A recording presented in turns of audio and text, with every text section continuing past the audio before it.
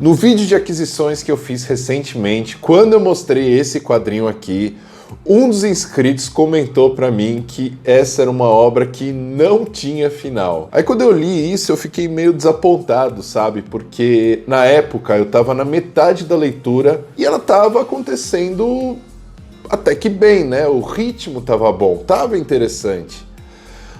Até que eu cheguei no final. A princípio, eu achei esse final meio preguiçoso, sabe? Mas depois, pesquisando sobre essa obra, vendo as referências que serviram para a criação dessa HQ, fica muito claro que esse não é um quadrinho simples só de espionagem. Aqui a gente tem temas como espiritualidade, metáforas bíblicas, e se isso não bastasse, a gente ainda tem demonstração de superpoderes com telepatia. Então, no vídeo de hoje eu vou comentar sobre o quadrinho Boca do Diabo. Olá, tudo bem com você? Eu espero que sim. Meu nome é Lucas, esse é o Quartinho Nerd. Antes de comentar sobre a história em si, deixa eu mostrar de pertinho esse quadrinho para você. Ele vem no formato maior e isso é muito interessante por conta da qualidade da arte que nós temos aqui dentro. Essa HQ também vem com marcador de páginas. Quando eu olhei para essa capa e li a sinopse, eu imediatamente me interessei por esse quadrinho, justamente por se tratar de um tema como espionagem, e que me remeteu a esse quadrinho aqui, Red Skin, da editora Mitos, lançado nesse selo Gold Edition. E cara, aqui é um quadrinho coberto de humor, de ação, uma leitura que te prende do início ao fim. Aliás, eu já fiz resenha desse quadrinho, nossa, lá nos primórdios do Quartinho. Eu vou deixar passando aqui no cardzinho se você quiser clicar lá para assistir, tá bom? Bom, eu relacionei as duas HQs justamente por se tratarem de espiões russos vindo morar nos Estados Unidos e viver uma vida dupla em plena Guerra Fria em nome do Partido Comunista. Mas eu me enganei, a Boca do Diabo tem uma proposta completamente diferente, apesar de se tratar do mesmo tema, né? A trama tem como uma de suas referências um conto escrito em 1924 por Herman Melville,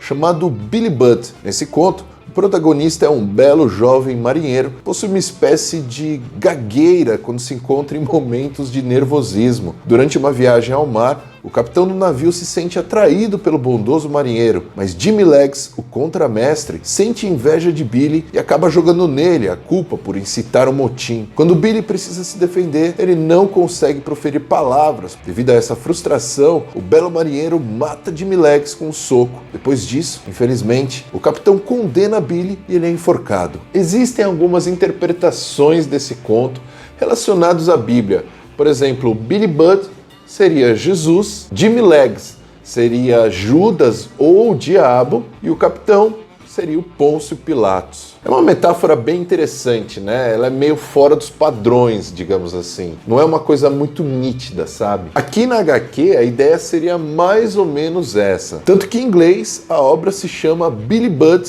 KGB. No quadrinho, o jovem ingênuo órfão Yuri é adotado por uma camponesa logo após o fim da Segunda Guerra na Ucrânia. Lá, ele convive com um padrasto violento e seus irmãos abusivos. Um dia, o jovem consegue fugir de casa e após viver a adolescência em um orfanato, ele é recrutado pelo Partido Comunista e treinado nas artes de espionagem da KGB. Yuri é um jovem saudável e bonito, não fosse uma pequena deficiência que tem nos lábios que levava-o a ser chamado pelos outros de Boca do Diabo. Quando o jovem Yuri completa a maioridade, ele passa por uma cirurgia e seus lábios são consertados. E quando completa o árduo treinamento dentro da KGB, ele é enviado para os Estados Unidos sob uma nova identidade para viver como cidadão americano. Agora o seu nome é Billy Budd. Na América, Billy nunca perdeu sua ingenuidade. Graças ao treinamento e ao seu físico, ele parece um típico americano e realiza pequenos trabalhos de espionagem, enquanto para as pessoas comuns ele é um homem simples e trabalhador de construção civil, morando em uma pensão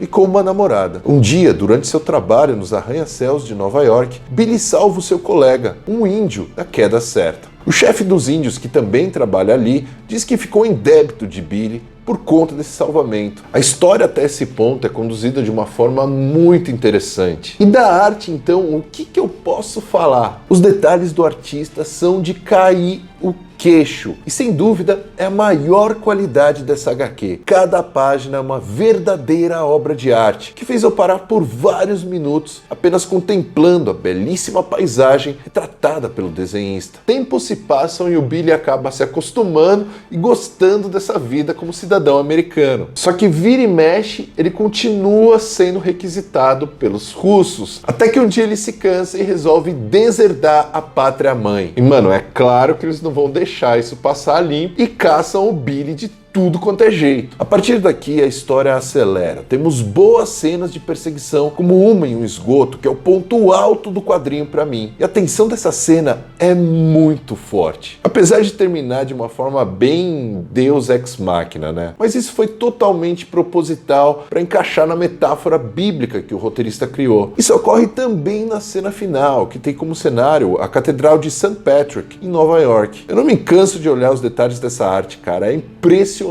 demais. Ó, da metade dessa HQ, quando Billy Budd se torna um cidadão americano até o último capítulo, a história reflete fortemente as metáforas bíblicas e espirituais, que até então, pelo meu entender, não eram tão claras durante a adolescência do jovem Yuri. Ele que é o Jesus da história, que recebe ajuda divina e espiritual do índio, com cenas que remetem à descida ao inferno, ao paraíso, ao crescimento como ser humano, que precisa lidar com traições e com a busca pela luz e pelo que é certo. A Boca do Diabo não é um quadrinho simples por conta de todas essas metáforas. E a gente precisa estar bem atento às mensagens que o roteirista quis passar. Algumas não são muito claras, aliás, muitas delas, mas outras fica bem nítida assim a ideia que ele quis passar. E é por isso que esse é um quadrinho que causa tanta discordância aí, pelo menos nas reviews que eu vi ao redor do mundo. Tem gente que curte muito, tem gente que odeia e tem gente que acha bem marromenos. E eu sou dessa opinião, tirando a arte, que pelo amor de Deus é um negócio espetacular. E é isso, eu espero que você tenha curtido esse vídeo. Deixe o seu like, se inscreva no canal, não esquece de compartilhar os vídeos aqui do Quartinho, que isso é muito importante para o crescimento, tá? Espero que você fique bem e a gente se vê num próximo vídeo. Tchau, tchau! Até que um dia ele se cansa e resolve deserdar para a pátria. E resolve deserdar a pátria.